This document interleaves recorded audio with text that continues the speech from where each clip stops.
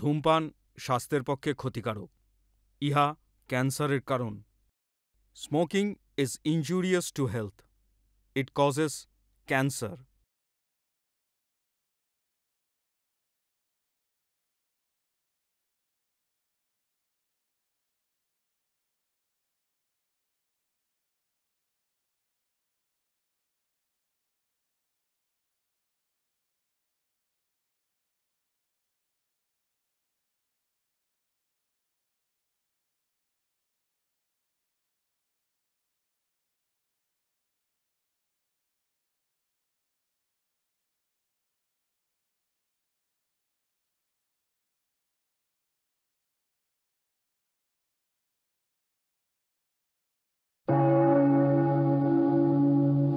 রাজনীতির পথ বড় পঙ্কিল পথ দেবশঙ্কর। এখানে বন্ধুত্বের, সম্পর্কের কোনো মূল্য নেই। আজ যারা তোমার হাত ধরেছে, তুমি জানতেও পারবে না কখন তারা তোমার হাত ছেড়ে দিয়ে তোমাকে একা করে চলে গেছে। রাজনীতিতে মানুষই একমাত্র সত্য। তাই মানুষের স্বাদ কখনো ছিল না দেবশঙ্কর, মানুষের স্বাদ কখনো ছিল না।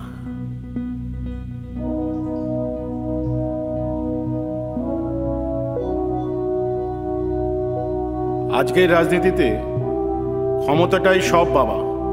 যার কাছে তা আছে, তার কাছে সবই আছে।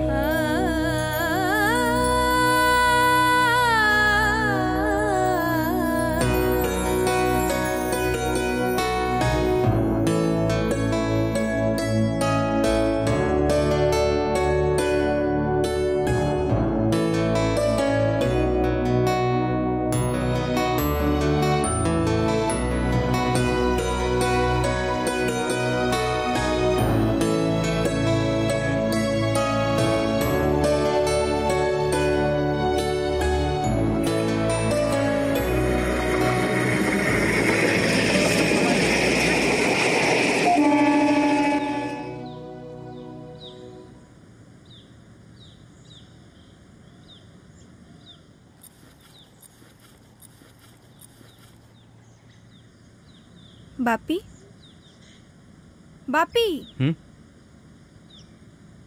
All is well? সব ঠিক আছে। আমি বেরোলাম। কলেজ যাচ্ছিস? আজ কিন্তু ফিরতে দেরি হবে। হ্যাঁ, প্রফেসরের বাড়ি যাব। আয়।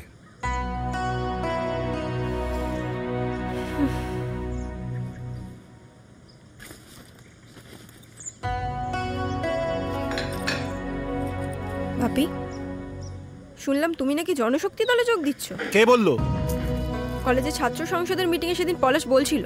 Not yet decided, let's see. কিন্তু আমার প্রশ্ন হলো কেন জনশক্তি দল? কেন বাপি? তুমি কবে থেকে ধর্মের রাজনীতিতে জড়ালে বাপি? ঠাকুরদা কিন্তু চূড়ান্ত হতাশ হবে বাপি। কি এত ভাবছো? প্রস্তাবটা কিন্তু তোমার জন্য একদম পারফেক্ট। হ্যাঁ দাদা, প্রস্তাবটা নিয়ে আমিও ভেবেছি। আপনার কথার সাথে আমিও একমত। কিন্তু কিন্তু কিন্তুর আবার কি আছে? না মানে দাদা, আমি শোনো, জীবনের শীর্ষে পৌঁছতে গেলে কখনো সোজা পথে গেলে চলে না। এটা ত্রেতা বা দাপর যুগ নয়, সেটা তুমি আমি খুব ভালো করেই জানি। তাই বলছিলাম, এই প্রস্তাবটায় শটান রাজি হয়ে যাও। তোমার বাবা গান্ধীবাদীর যে ভাবদর্শন নিয়ে চলেন, তাতে করে তুমি এখানে দাঁড়ালে পরে ড্যাং ড্যাং করে জিতে যাবে।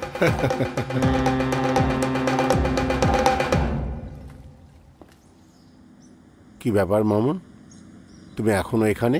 হ্যাঁ, এই বাপির সাথে একটু কথা বলছিলাম। বাপিকে বলছিলাম ওই অনুরূপ পালের দলে যোগ দিও না।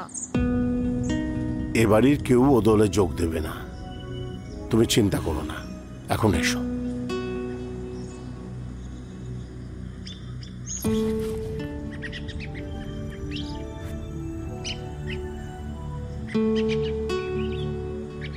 এসো।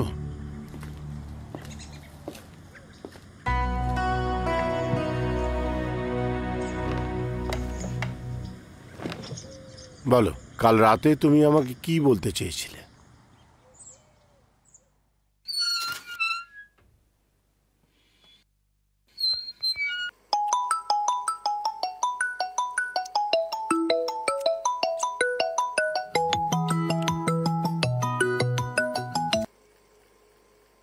সুপ্রভাত পালদা।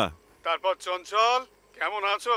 এই আছি দাদা, আপনাদের আশীর্বাদে ভালোই আছি। তা বলছিলাম, হঠাৎ আমাকে কি মনে করে? তোমার সঙ্গে একটু দেখা করার দরকার, কিছু কথা ছিল, তাই ভাবলাম তোমার সময় কখন হবে একটু জেনে নি। ঠিক আছে দাদা, তুমি আমায় 2 দিন দাও, আমি তোমায় জানাচ্ছি। হ্যাঁ জানাও, তাড়াতাড়ি জানিও। আমার সঙ্গে দেখা করলে কিন্তু তোমারই ফায়দা হবে। বলছিলাম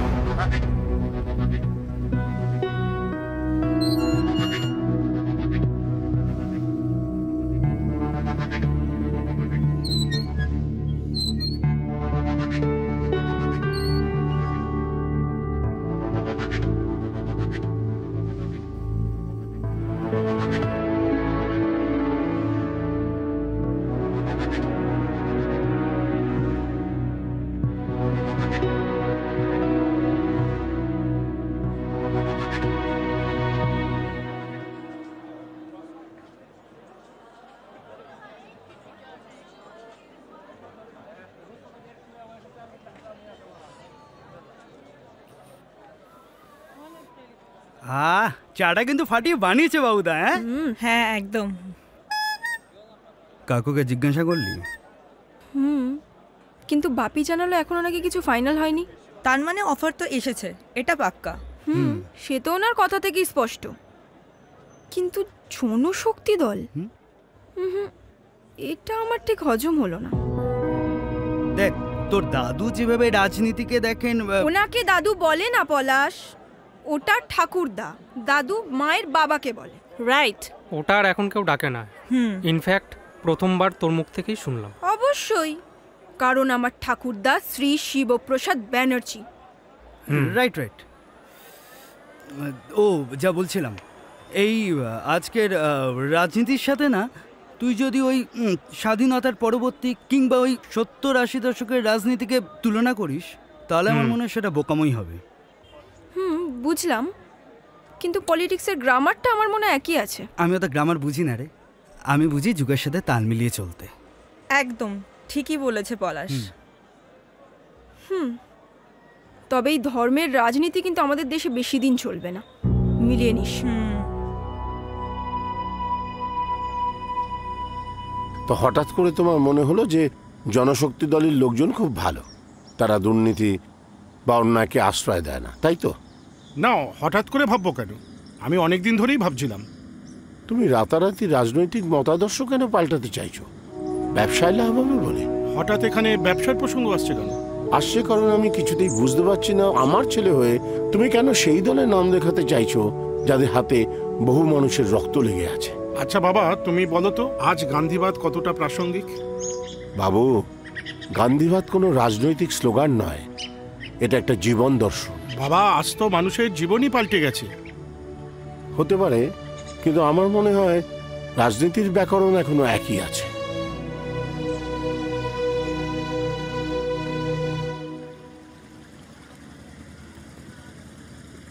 रिपोर्ट तो आपको मिल गया होगा पाठक जी, इस बार प्रदेश में सरकार हमारा ही होगा। बस साहब, आपका विश्वास ही काफी है। जी जी, हाँ हाँ, मास्टर मसाई की सीट भी हमारा खाते आएगा। जी अच्छा जी, प्रणाम।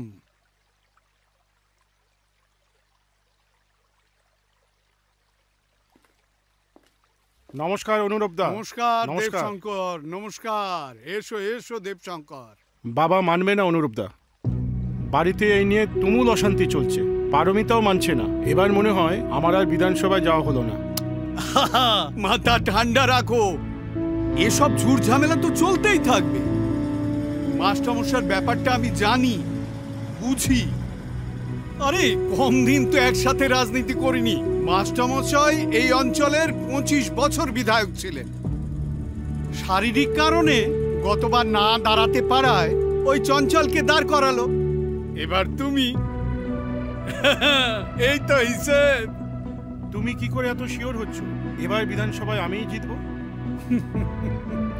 আমি সংগঠনের লোক, বাংলার প্রতিটা বিধানসভা আমি হাতের তালুর মতো চিনি। অনুরূপ পাল যখন নামে তখন আটঘাট বেঁধেই নামে। রাজনীতির ব্যাকরণটা কিন্তু আমি ওই মাস্টারমশাইয়ের কাছ থেকেই শিখেছি।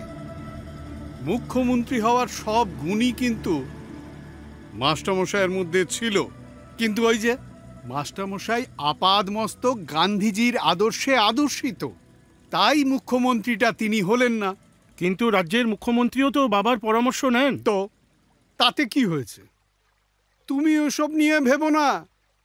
এই যে এই মাত্র দিল্লি থেকে পাঠকজি ফোন করেছিল, আমি তাকে বলেছি এবার মাস্টারমশাইয়ের সিট আমাদেরই হবে।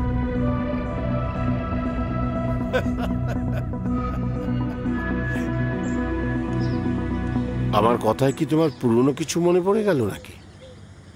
আচ্ছা, অনুরূপের সঙ্গে তোমার ঠিক কতবার মিটিং হয়েছে? খান তিনেকবার। চমৎকার। আচ্ছা, অনুরূপের বিরুদ্ধে যে ঘুষ নেওয়ার ফৌজদারি মামলা চলছে সে ব্যাপারে তুমি ওয়াকিবহাল? অনুরূপদা কোনো দুর্নীতির সাথে যুক্ত নয় বাবা। কে বলল? ও তো কোথাও থেকে কোনো ক্লিন চিট পায়নি। তাহলে তুমি এত জোর দিয়ে কথা বলছো কি করে? কারণ অনুরূপদাকে আমি চিনি বাবা। আমাদের দল মিথ্যা মামলায় ওনাকে ফাঁসিয়েছে, তাই অনুরূপদা দল ছেড়ে বেরিয়ে গেছেন। আর ছেড়ে দিয়ে সেই পার্টিটাকেই ভাঙাচ্ছে। চমৎকার। দেখো বাবু, আমাদের লড়াই দেশের বর্তমান শাসক দলের বিরুদ্ধে, তাদের ধর্মীয় মেরুকরণের বিরুদ্ধে। জাতির বিচারে দেশকে কিছুতেই আমরা ভাগ হতে দেব না। গান্ধীজি বেঁচে থাকলে কখনো এটা মেনে নিতে পারতেন? বাবা, তোমাদের মুশকিল হচ্ছে তোমরা বর্তমান পৃথিবীটাকে কিছুতেই মেনে নিতে পারো না। আজকে রীতিনীতি সম্পূর্ণ আলাদা বাবা। মানছি পলাশ যে এখনকার দুনিয়ার রীতিনীতি সম্পূর্ণ আলাদা, কিন্তু রাজনীতি আগেও করা হতো মানুষের ভালোর জন্য, এখনো তাই। এর মধ্যে কোনো রকম কোনো পরিবর্তন হয়েছে কি? আমি সেটা মনে করি না। পরিবর্তন যেটা হয়েছে সেটা হলো মানুষের, আর সেটা তুইও জানিস, আমিও জানি। আজ রাজনীতিতে ক্ষমতালোভীদের দল কিন্তু সর্বত্র। সবাই চায় পদ আর ক্ষমতা। মানছি, কিন্তু বাবা যেভাবে ক্ষমতা পেতে চাইছে সেটা ঠিক নয়। ওই অনুরূপ পাল একজন খুবই ধূর্ত নেতা, আর বাবা সেটা বুঝতেই পারছে না। তাই কি দেবিকা? আমার কিন্তু সেটা মনে হয় না। কাকু সবই বোঝেন। বাবাকে ছোটবেলা থেকেই দেখছি এরকম দ্বন্দ্ব নিয়ে বাঁচতে। বাবার মনের মধ্যে না ঠাকুরদাকে নিয়ে একটা ক্ষোভ আছে, আর অনুরূপ পাল সেই ক্ষোভটাকেই হাতিয়ার করছে আমার ঠাকুরদার বিরুদ্ধে যাওয়ার জন্য। আচ্ছা, আমাদের রাজ্যে এই জনশক্তি দলের কতটা জনশক্তি ছিল কিছু বছর আগেও, আর আজ তারা হুঙ্কার দিচ্ছে রাজ্য দখল করবে। ঘরেই যদি বিভীষণ থাকে তাহলে আর কি হবে? মায়ের সাথে বাবার দিন কয়েক আগের কিছু কথা মা আমার সাথে শেয়ার করেছিল। এই তুই যে বললি কাকিমা এখন দাদুর বাড়িতে? আরে এটা মায়ের দাদু বাড়ি যাওয়ার আগে। মা তো গেল গত পরশু, এটা তার আগে, বুঝলি? বুঝলাম।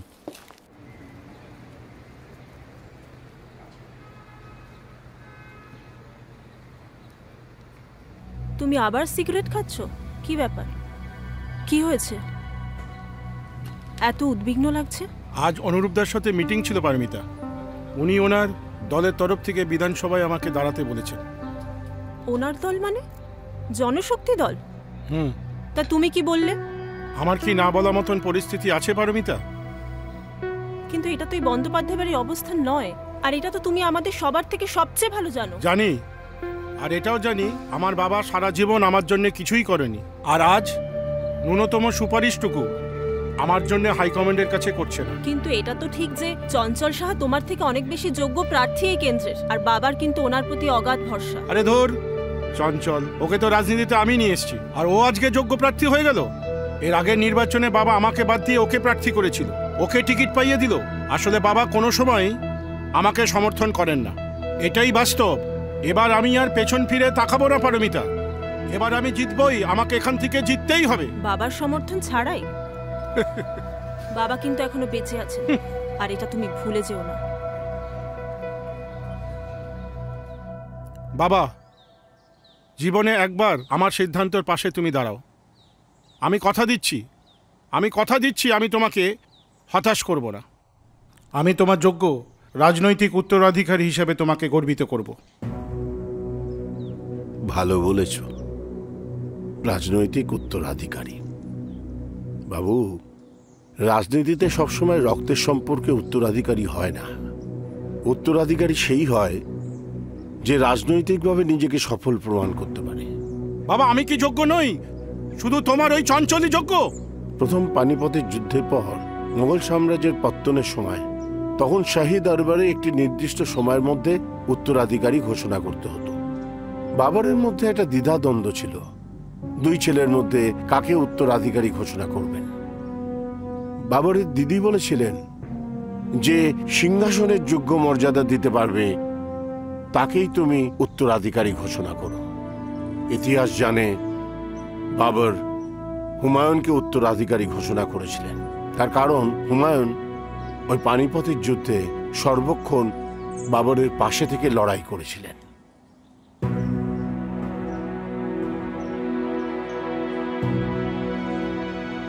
তারপর চঞ্চল, তুমি কি সিদ্ধান্ত নিলে? আমার প্রস্তাবটায় নিশ্চয়ই ফায়দা আছে মনে হচ্ছে। শুধু হাসলেই হবে। সামনের 5 তারিখে যোগদান মেলা, সেখানে ন্যাশনাল প্রেসিডেন্ট দিল্লি থেকে আসছে। তুমি হ্যাঁ করলেই রেডি। সত্যি কথা বলতে কি, আপনার প্রস্তাবটা আমি ভাবলাম অনুরূপদা। এতদিনের সম্পর্ক আমাদের, আপনার কাছ থেকে অনেক কিছু শিখেছি, কিন্তু জনশক্তি পার্টিতে আমি যোগ দিতে পারবো না। এটাই কি তোমার শেষ সিদ্ধান্ত? নিজের দলের সাথে আমি গাদ্দারি করতে পারবো না। তাহলে মাস্টারমশাইয়ের কাছ থেকে যে রাজনীতির পার্ট নিয়েছি সেটাই তো ভুল হয়ে যাবে।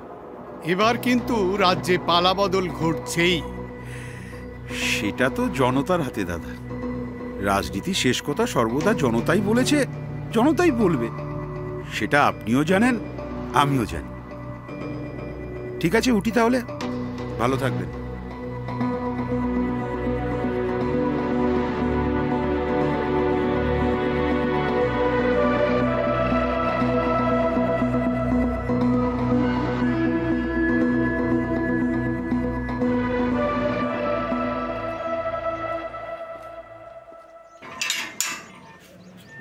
বাবা, আমার কাছে আজকে খবর আছে চঞ্চল অনুরূপদার সাথে মিটিং করতে যাচ্ছে। সব কিছু ফাইনাল হয়ে গেছে। তুমি চিন্তা করো না, চঞ্চল কখনো দল পরিবর্তন করবে না।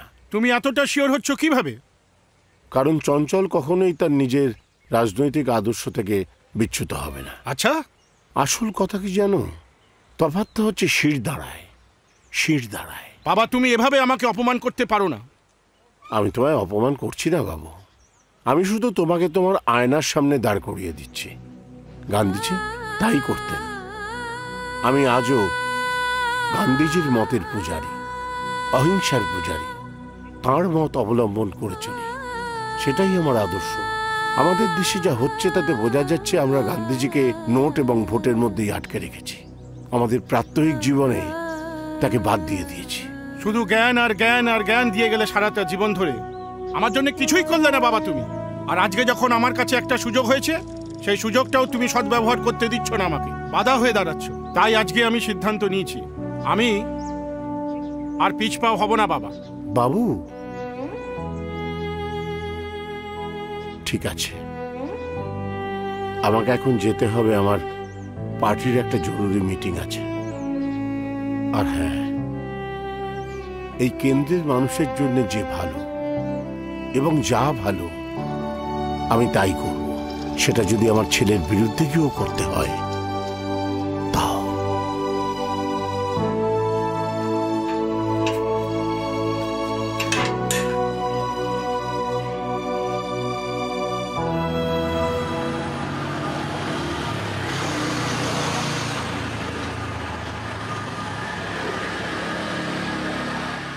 বাবা কিন্তু কিছুতেই মানছে না দাদা। তুমি কি কথা বলেছো?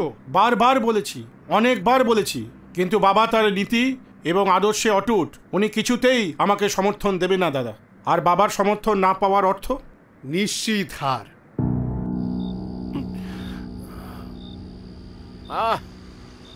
আলো নেভাও। অসভ্য। তাহলে এখন উপায় দাদা? রাজা যায় রাজা আসে, কিন্তু রাজ সিংহাসন কোনো দিনই খালি থাকে না।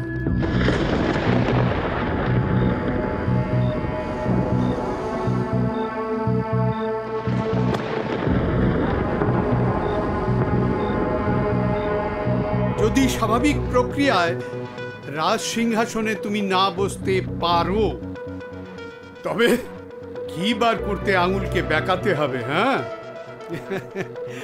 রাজনীতিতে কিন্তু সমর্থনের চেয়ে সহানুভূতি অনেক গুণ বেশি কাজ করে। কি বলছেন আপনি?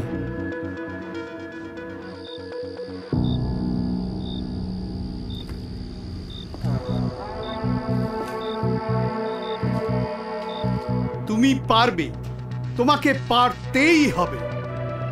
মাস্টারমশাই তো অনেক দিন রাজনীতি করলে, এবার না হয় তুমি, শুধু তুমি। তুমি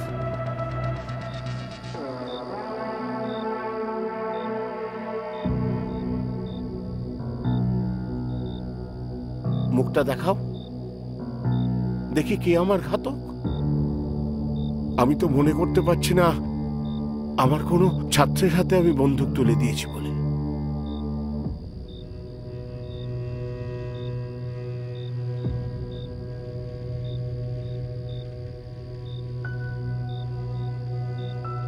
কি, এ তো ছাত্র নয়, এ যে আমার রক্ত।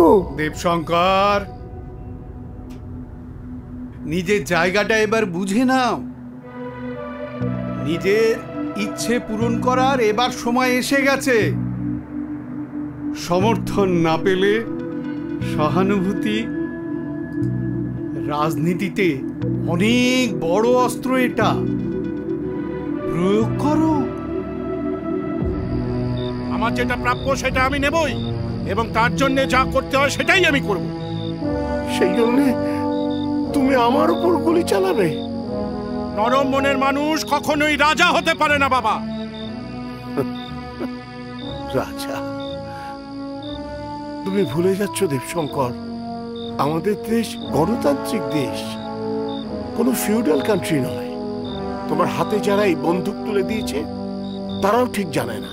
তোমার মতে তো তোমার দেখানো রাজনৈতিক পথটাই তো শ্রেষ্ঠ না বাবা? দেবশঙ্কর, হিংসা কখনো কোনো পথ হতে পারে না।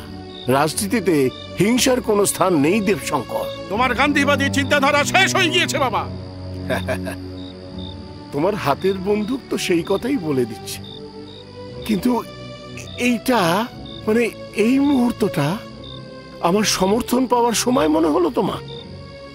আমার নিজের রক্ত আজ ক্ষমতার লোভে অন্ধ হয়ে আমার সামনে বন্দুক তাক করে আছে। সমর্থনের চেয়ে সহানুভূতির জোর অনেক বেশি রাজনীতিতে বাবা।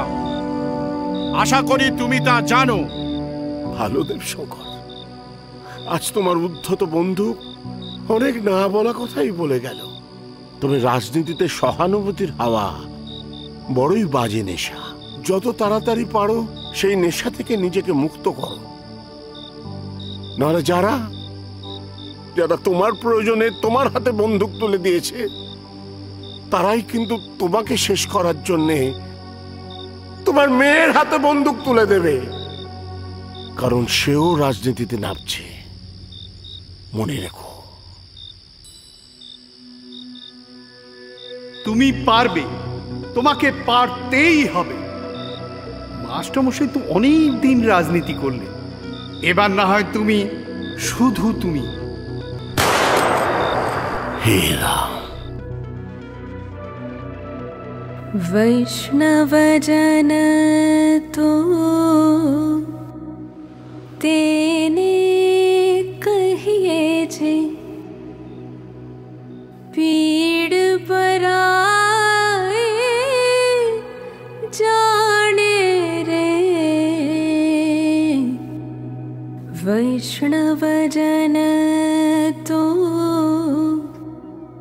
तेने कहिए जे पीड़ पराए जाने रे। पर दुखे उपकार करे तो हर दुखे